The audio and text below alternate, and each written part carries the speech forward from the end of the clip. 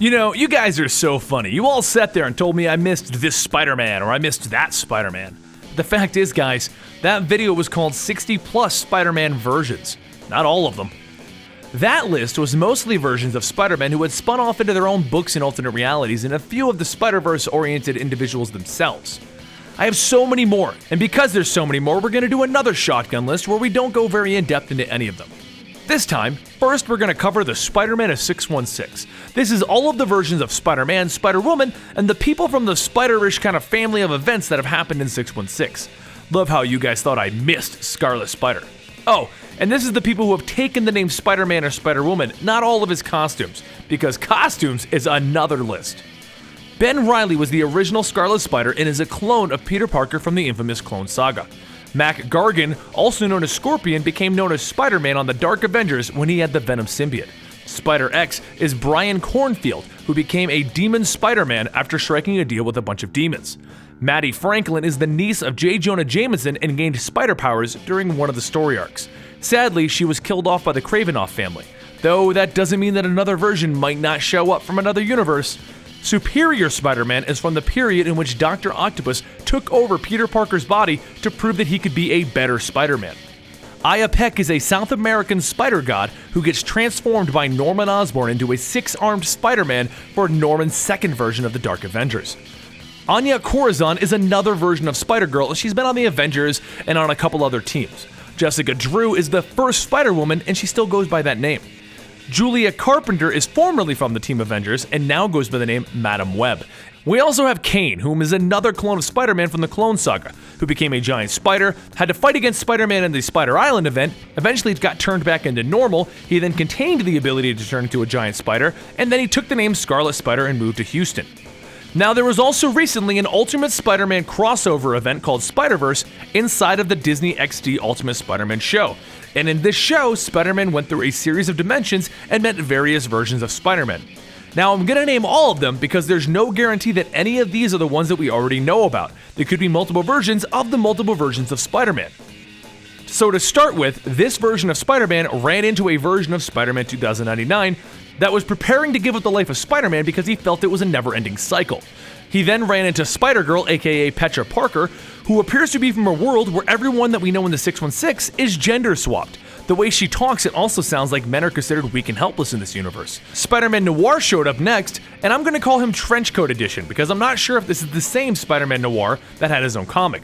But this version of the character pushed aside everyone that was in his life, from Aunt May to Mary Jane. Then it takes Ultimate Spider-Man to teach him how he can have friends and family and not have to worry about them being killed. Spider-Knight is from a world in which we never left the medieval age, and this Spider-Man would rather keep the status quo than become a superhero. Ultimate Spider-Man teaches him how to be a real hero so that they can stop the evil menace known as the Kraken. Spider-Ham and Iron Mouse are alternate versions of the Spider-Ham that we know. In this version, he left the Avengers led by Iron Mouse, but Ultimate Spider-Man showed him that he could be a hero just like the rest of the Avengers. He then traveled to the Ultimate Universe Spider-Man, meaning Miles Morales and the Ultimate Universe Flying Goblin, where he learned that Peter Parker died in this universe, and he showed Miles Morales how to stand up to the Goblin and be a hero. This group eventually becomes known as the Web Warriors, and they attack the Spider-Goblin back in the main Ultimate Spider-Man TV show universe. Whew, talk about confusing. But speaking of the Spider-Verse, it's time to cover more Spider-Verse Spider-Men. Now, since we're going to cover even more of the Spider-Men that were in the Spider-Verse, some of these Spider-Men are from universes where certain events happened in Peter Parker's life, and then he never went back to being the normal Spider-Man.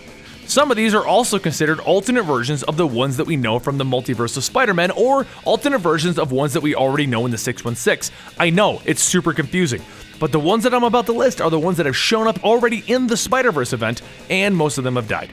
Civil War Iron Spider is a version of Spider-Man that never gave up the suit of armor that Iron Man made for him in the Civil War. Honestly, I don't know why he gave it up anyway. We have another version of Spider-Man known as Armored Spider. In the 616 universe, he briefly made a suit of armor that made him bulletproof, but he found himself slowed down and he gave it up. But this version kept it and improved upon it. An alternate version of Aya Peck, the spider god from the entire Spider Totem storyline from South America. This alternate version was killed.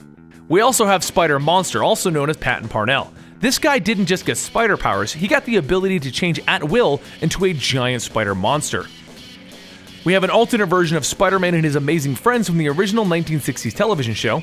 We have Spider-Cat, a normal house cat that gained spider totem powers and fights a pigeon known as Venom. Next, we have the Spider-Man from the Spider-Man Unlimited that was in the comic series that spun out of the TV show Spider-Man Unlimited. Then we have Avenger Spider-Man 2099, Time Storm Spider-Man 2099, and Exile Spider-Man 2099. And next up on the list is Bruce Banner Spider-Man from a universe where Peter Parker was turned into the Hulk, and Bruce Banner felt so guilty that he tried to experiment on a spider that also survived the Gamma Bomb, hoping to find a cure. Well, that spider bit him and turned him into the Spider-Man of this universe. He's also known as the Bullet Point Spider-Man. There's a version of the Man Spider that retained his human thought processes and became an Avenger, a Vampire Spider-Man that looks kind of like a goblin, a Spider-Man from a timeline known as Forever Yesterday, where the pharaohs still rule from an ancient Egypt, Cyborg Spider-Man, who has the same powers as the 616 Spider-Man, except that he also has a whole bunch of cyborg parts. Spider-Wolf is from a timeline where the superheroes became werewolves and learned how to eat human flesh. Hobgoblin Spider-Man is from a world where he became the Hobgoblin after he killed Gwen Stacy so that he can cope with it. And there's a rather fun redemption story involving him and Gwen Stacy Spider-Girl.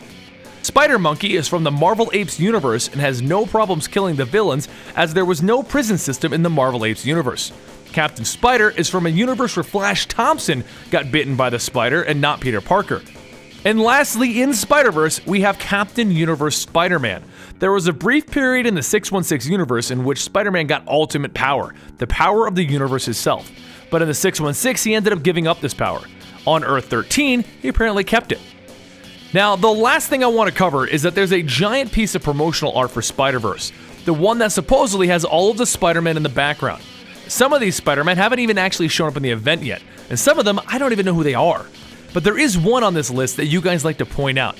And let's go ahead and finally mention him, because I don't know where else we could mention him other than a costume video. Bombastic Bag Man Spider-Man. You see, when Spider-Man tried out for the Fantastic Four one time, he ended up losing his suit, so they gave him a backup Fantastic Four suit and a bag to put over his head so he can get home. Well, thank you guys for another list from the Spider-Verse event, and I'm almost 100% certain that we're going to need one more when this event finishes out. But as usual, I'm Benny for Comicstorian, and if you learned something new in this video, please give the channel a subscription and give the video a like, and I'll see you guys next time right here.